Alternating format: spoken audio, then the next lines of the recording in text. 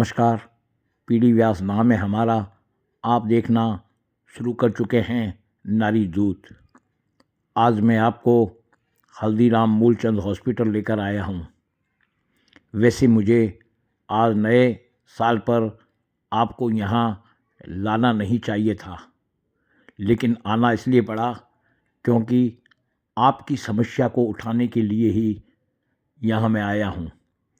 मैं हॉस्पिटल के HOD doctor DK Agarwal से हॉस्पिटल में आए मरीज की समस्याओं की तरफ उनका ध्यान आकर्षित करने के लिए और समस्या का निदान करवाने के लिए आया हूँ। मैंने विशेषकर जो यहाँ हार्ट के पेशेंट आते हैं उनका सर्वप्रथम ECG व इको किया जाता है।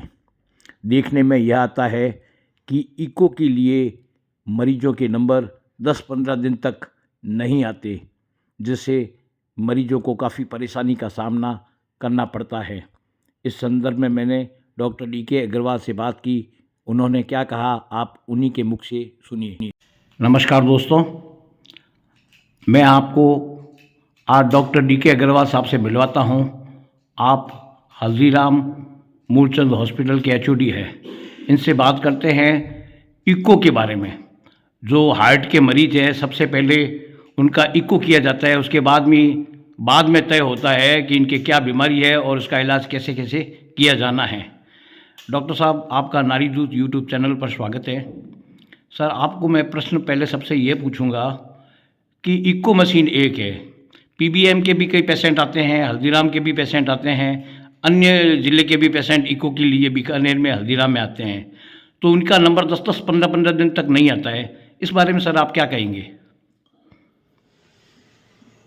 धन्यवाद। आप सबसे पहले तो मैं आपके इस ट्यूब पे जो समस्याएं, जन समस्याओं को उजागर करने के लिए बहुत बहुत बधाई देता हूं, धन्यवाद देता हूं कि आप आम लोगों की जन समस्याओं को समझ के और उसका निष्पादन और उसको अच्छे रूप में काम करने के लिए प्रेरित करते हैं।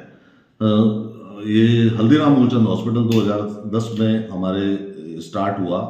ये मरीजों की जो मरीज यहाँ इलाज के लिए आते थे, कई ऐसे प्रोसीजर्स थे जो हम यहाँ नहीं कर पाते थे। पेशेंट्स को जयपुर या बड़े शहरों की ओर जाना पड़ता था। हमने सारी सुविधाएं एक ही छत के नीचे अवेलेबल यहाँ करवाई। शुरू में 2010 में मरीजों का आउटडोर 10 से 15 हज़ार था, जो आज पहुँच के 1.25 लाख पेशेंट्स पर ईयर हमारे यहाँ पे आते हैं। और इन पेशेंट्स में कम से कम 1000 से 1200 पेशेंट मरीज भर्ती होते हैं पर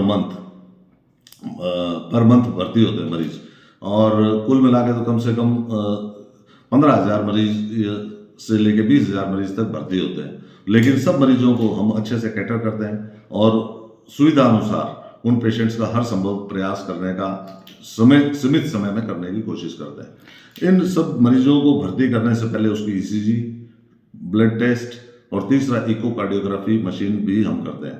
मरीजों की बीमारी को प्रिवेंट करने के लिए TMT की सुविधा भी हमारे पास उपलब्ध है जी। अब पेशेंट्स जो, चूंकि हमारे यहाँ पे रोज का OPD 300 से लेके 400 तक का OPD पर डे होता है जी। और उन पेशेंट्स में, हर पेशेंट में कोई ना कोई इन्वेस्टिगेशन की आवश्यकता रहती है जी। कम से कम हम 120 से लेके 150-60 तक ECG पर डे कर रहे हैं और इकोकार्डियोग्राफी की 100 इकोकार्डियोग्राफी पर डे करने की कोशिश इसमें कर रहे हैं। हमारे पास एक इकोकार्डियोग्राफी मशीन की बहुत बेस्ट क्वालिटी की मशीन अवेलेबल है और उस मशीन पे हम उसी टाइम रिपोर्ट करके हाथों हाथ पेशेंट की रिपोर्टिंग भी साथ ही साथ कर रहे हैं। कोई भी इमरजेंसी पेशेंट तुरंत आता है, उसकी हाथों हाथ इको करके उसका निष्पादन किया जाता है जी। सर, मैं बीच में रोकते हुए एक प्रश्न करूंगा सर आपको, वो ये कि सर इको जैसे सामान्य जो मरीज है उनका इको 10-10 दिन नंबर नहीं आता।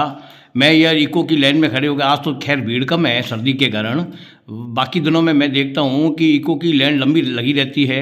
और पिछले दिनों मुझे एक बंदे ने बोला था कि मैं 5 दिन से सवेरे आते हैं, शाम को चले जाते हैं, आज 5वां दिन है हमारा इको नहीं हो रहा। जबकि हमारे सामने किसी डॉक्टर की या स्टाफ की अप्रोच वाले या पॉलिटिशियन की अप्रोच से 15 मिनट में इको करवा के चले जाते हैं। इस बारे में सर आप क्या कहेंगे? ऐसा है कि हमारे जो कोई भी पेशेंट इमरजेंसी का है, जैसे हमारे यहाँ भर्ती मरीज हैं 30 से 40 पेशेंट की पर डे, जो इमरजेंसी है जिसको करना ही करना है, उस पेशेंट की इको 1 सेकंड भी डिले हम लोग नहीं करते। हम इमीडिएट प्रायोरिटी पे करते हैं। जिनके एंजियोग्राफी करनी है, एंजियोप्लास्टी करनी है, जी। उसकी इमीडिएटली हम ये करते हैं। तो जो इमरजेंसी पेशेंट्स की वजह से, जो पेशेंट सामान्य रोग से है और जिसकी इकोकार्डियोग्राफी अर्जेंट बेसिस पे नहीं की जानी है, उन पेशेंट्स को हम 2 दिन, 4 दिन, 5 दिन, 7 दिन की डेट देके उस पेशेंट को हम समय दे देते हैं। लेकिन हम ये भी ध्यान रखते हैं क्योंकि जो कोई पेशेंट दूर गांव का आया हुआ है, मान लो 150 किलोमीटर का है, 200 किलोमीटर का है, उसको हर संभव प्रयास करके उसे उसी दिन, जिस दिन वो दिखाने आया हुआ है, उसी दिन कोशिश करते हैं। और जहां तक रही स्टाफ की बात, तो स्टाफ को, चूंकि हमारा स्टाफ है, उस स्टाफ को कैटर करना, क्योंकि हमारे साथ कार्य करता है पेशेंट का, तो उसमें कोई ये नहीं है कि इमरजेंसी के ऊपर उसको तवज्जो दी जाती है प्रायोरिटी पे। अगर हमारे पास गुंजाइश होती है समय की, क्योंकि एक समय सीमा है, 100 इको करना पर डे में अपने आप में एक हीरोइक टास्क है। उसकी जांच भी करनी पड़ती है, पेशेंट को लिटाना भी पड़ता है, बिठाना भी पड़ता है, उसकी रिपोर्ट भी लिखनी पड़ती है और प्रोसीजर भी करना पड़ता है।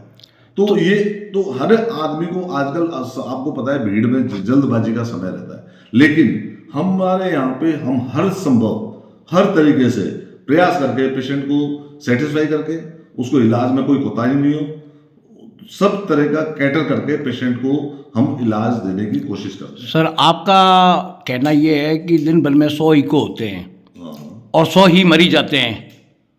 आपकी नज़र में 100 ही मरीज, 400 है, तो फिर 300 से 400 है, लेकिन हर में इको करना जरूरी नहीं होता है। कुछ पेशेंट फॉलोअप में भी होते हैं जिनकी जांच हुई भी होती है। जैसे सर फॉर एग्जांपल अपन 300 की जगह 150 इको मान लेते हैं और 100 आप इको करते हैं, तो पर डे 5-50। नहीं, ऐसा नहीं है। ओनली 8 से 10 पेशेंट जो होते हैं वो हमारे, जिनको, वो भी पेशेंट वो जिनकी इमरजेंसी नहीं है। अब मान लो कोई पेशेंट का ऑपरेशन पेंडिंग है, तो उसकी हम तुरंत इको करते हैं। तो सर जो जैसे सर्जरी से पेशेंट आते हैं, मेडिसिन से पेशेंट आते हैं, पीडियाट्रिक वार्ड के पेशेंट आते हैं, हर जगह के पेशेंट आते हैं। हर पेशेंट को सुविधा देने का पूर्ण प्रयास हम लोगों की तरफ से होता है। सर पीबीएम से भी पेशेंट आते हैं, हल्दीराम से भी पेशेंट आते हैं। पेशेंट की संख्या ज़्यादा है सर, पेशेंट्स तो ज़्यादा होते हैं सर, ठीक है। और इको है जो 100 ही हो पाते हैं सर। 100 तो कम नहीं है, 100 इसलिए कम नहीं है क्योंकि अपने यहाँ पे 100 इको करना बहुत बड़ी उपलब्धि है। कुल मिला के अगर हम दूसरे डेवलप्ड कंट्रीज को देखें, विदेशों में देखें, अमेरिका में देखें, यूरोप में देखें, तो उसके कंपैरिजन में जो वर्क हमारे यहाँ हो रहा है, आप अंदाज लगाओ, 100 इको करना अपने आप में एक हीरोइक टास्क है जी। वो हम लोग हीरोइक टास्क को कंप्लीट करते हैं। हमारे रेजिडेंट्स दिन रात लगे रहते हैं, हमारी फैकल्टी दिन रात लगी रहती है। आप देखो कि कितना 300 से 400 का ओपीडी और कम से कम 100 बेड को इंडोर को देखना, उसके बाद में 20 से 25 एंजियोग्राफी करना, 5 से 10 एंजियोप्लास्टी करना, पेसमेकर इम्प्लांट करना, ईसीजी करना, उसके अलावा दूसरी जितनी भी इक्विपमेंट्स हैं, टीएमटीआर करना, ये सारे के सारे प्रोसीजर्स किया जाता है। हमारे यहाँ पे कुछ मिला के पेशेंट को कहीं भी किसी भी तरह से हम लोग नेग्लेक्ट नहीं करते हैं। हमारे को पूरे के पूरे पेशेंट को कैटर करने का प्रयास रहता है सारा का सारा। जी सर, एक महत्वपूर्ण समस्या के बारे में आपसे बात शेयर करना चाहूँगा कि जैसे नीचे इको के पास में जो ब्लड टेस्ट होता है, वो जैसे डायबिटीज सेंटर में जांच के लिए जाता है, तो मेरे को देखने में यह आया कि डायबिटीज सेंटर लेके चला गया जो भी बंदा, जो मरीज के साथ वाला, वहाँ कहा जाता है कि सर आप फोटोस्टेट मशीन लाइए, फोटोस्टेट करवा के लाइए अपने आधार कार्ड की। तो अचानक उसको मालूम तो नहीं होता कि फोटोस्टेट वहाँ ज़रूरत पड़ेगी, वो तो अपना सैंपल लेके चला जाता है, फिर वहाँ जाके वो उधड़-बुन में हो जाता है, फोटोस्टेट कहाँ करावें, क्या करें। तो आप ऐसी कोई सुविधा जनता के लिए नहीं कर सकते आप हल्दीराम में कोई भी कोने में, कि यहाँ फोटोस्टेट मशीन जो भी है व्यक्ति है उसको रोज़गार भी मिल जाएगा और जो मरीजों को भी सुविधा मिल जाएगी, चाहे 2 रुपये कॉपी भी लगे तो मरीज़ के लिए कोई ज़्यादा परेशानी नहीं है।